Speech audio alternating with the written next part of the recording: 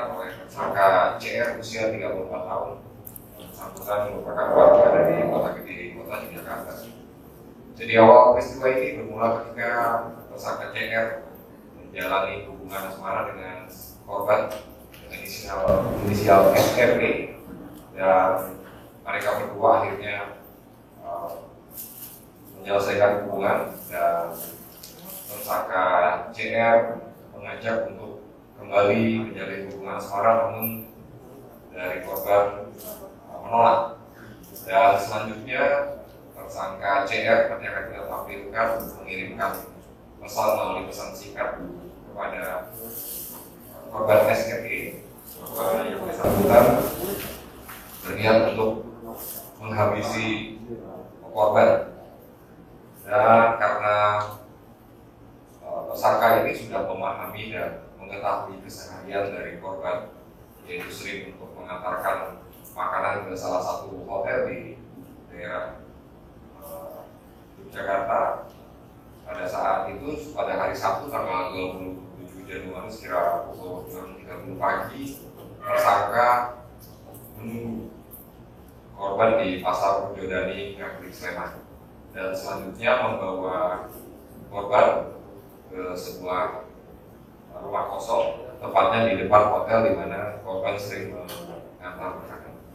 Dan pada saat itu pula terjadilah peristiwa percobaan pembunuhan dengan cara menggunakan tangan kosong dan sebuah palu yang dipukulkan mengenai mata, mulut, dan kepala korban, sehingga sampai dengan saat ini korban juga masih dilakukan perawatan dan tangan sebelah kanan mengalami patah tulang karena hantaman dari palu tersebut.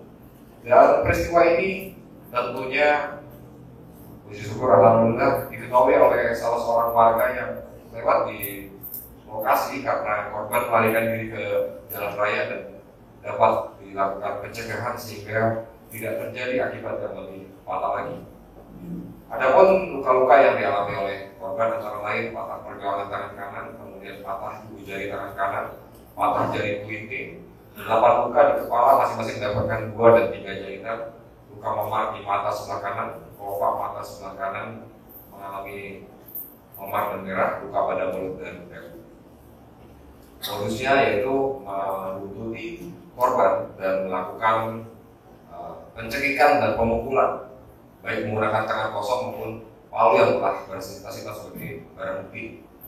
Dan dari petugas unit reskrim Polsek Ngaglik telah berhasil mengamankan pelaku untuk penangkapan pada hari itu juga, pada tanggal 27 Januari 2024 di hari yang sama, kurang lebih 6 jam setelah kejadian. Untuk ancamannya akan kita gunakan ancaman pasal 340, yaitu pembunuhan berencana, kita undang-undang hukum pidana. Untuk pasal 53 yaitu percobaan tindak pidana dengan ancaman pidana mati atau pidana penjara seumur hidup atau selama waktu tertentu paling lama 20 tahun. Barang bukti yang kita amankan nanti akan kita tunjukkan, yaitu 1 buah palu, kemudian 1 buah tas kain warna hitam, 1 unit sepeda motor yang digunakan sebagai sarana transportasi tersangka, kacamata, 1 buah baju blus biru milik korban dengan penuh darah, dan 1 buah celana panjang warna merah. Dan ini juga kita tampilkan. Sudah bisa tampilkan? Sudah.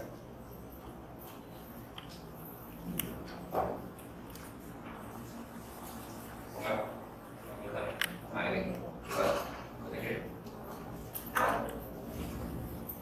geser ke atas. Oh ya.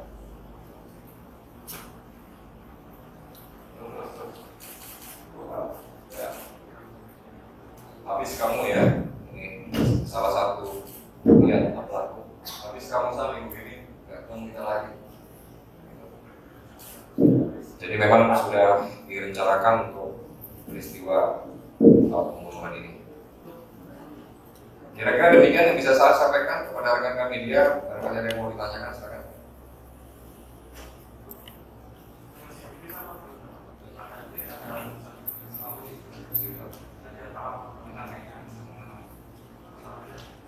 Yang bersangkutan 2 kali terlibat dengan perkara pelanggaran hukum, yaitu yaitu tersangka ulangi terpidana dalam kasus penganiayaan dan dalam kasus penipuan penggelapan. Ya. Terkait korban pertama kali ditemukan oleh siapa? Maksudnya apakah warga sekitar kampus atau bagaimana? Dan kemudian ketika ditemukan itu apakah ada saksi mata terkait dengan senjata dari itu?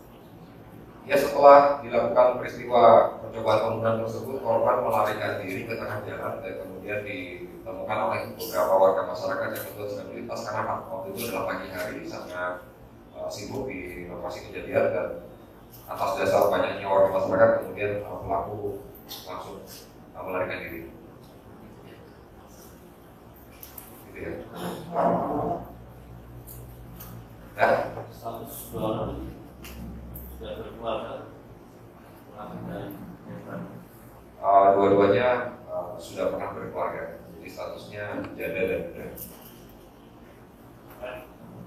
Berapa lama?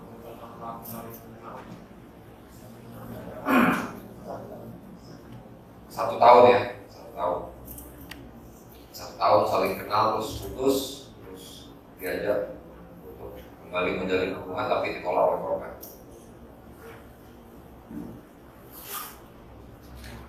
Cukup? Oke. Iya. Ini menggunakan palu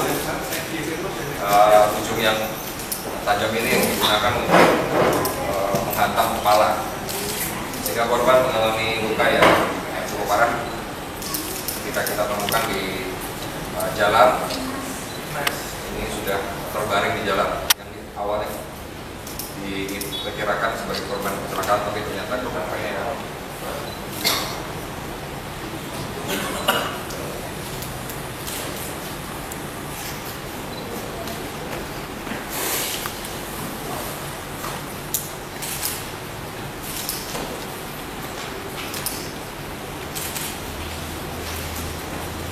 Kenapa?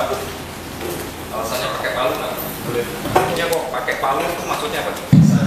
Seadanya yang ada di rumah ini gitu ya? Oh gitu ya. Ini rencana gimana caranya supaya betul-betul sampai menghabisi nyawa orang tuh? Gimana caranya? Oh gitu ya. Oh gitu ya. Dibuka pakai ini ya? Ini di sini. Oh gitu ya. Kok tega kenapa sama Sakit hati ya? sakit hatinya kenapa? Ya, bilangnya masih sayang tapi udah gak berjalan. Oh, bilangnya masih sayang tapi udah nggak mau jalan. Sudah pacaran berapa lama? Dari November 2022. Kenapa diputusin alasannya? Beda keyakinan, gak ada restu dari orang tua. Oh, nggak ada restu dari orang tuanya ya? Nggak ada restu dari orang tuanya, beda keyakinan, terus nggak mau balik, terus dihabisin gitu. Karena dia maunya bilang kalau udah gak sama saya masih laku, masih ada yang mau. Oh gitu. Kalau dengan dia catat kan gak ada yang mau. Oh gitu. Ya ya ya. Niat bunuhnya udah direncanakan berapa hari sebelumnya? Malam ini kita rekod, paginya saya langsung. Oh, malam itu ribut, paginya langsung eksekusi. Ya. Menyesal nggak? Menyesal atas perbuatan saya. Jadi tujuannya kalau misalkan sudah dihabisi lebih lega gitu kira-kira. Kalau udah cacat kan gak ada yang mau. Oh gitu. Kalau udah cacat nggak ada yang mau lagi katanya. Niatnya itu dibunuh atau dibuat cacat? Kalau niatnya untuk membuat cacat, saya tahu kalau palu nanti bisa menjadi selama dia masih bisa ngomong saya tidak kasih. Oh gitu. Iya. Jadi niatnya supaya buat cacat biar nggak laku gitu ya. Iya. Oke. Oke.